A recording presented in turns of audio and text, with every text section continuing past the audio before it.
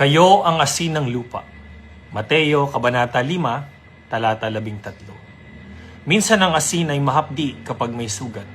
Ganon din ang Ebanghelyo.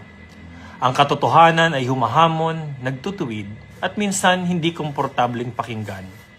Ngunit kung walang asin, nasisira ang pagkain. Kung walang katotohanan, nagiging mababaw ang pag-ibig at hungkag ang pananampalataya.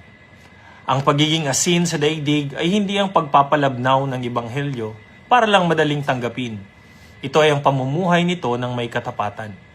Pagsasabi ng katotohanan ng may pag-ibig, kahit may kapalit na hindi pagiging popular. Hindi kailanman binalot ni Jesus ng tamis ang kasalanan, ngunit hindi rin niya tinigilan ang magmahal sa makasalanan. Ito ang tamang balanse ng pagiging alagad ni Kristo. Ngayong araw, tinatanong tayo ni Jesus, may alat pa ba ang ating pananampalataya o nakikihalo na lang tayo? Manalangin tayo. Panginoon, turuan mo kaming maging asin sa daigdig na ito. Piliin ang katotohanan, ipahayag at ipagtanggol ito kahit na mahirap. At magalak dahil ang pagpanig sa katotohanan ay pagpanig sa iyo sa buhay na ito at sa buhay na darating. Amen. Sa ngalan ng Ama, ng Anak, at ng Espiritu Santo. Amen.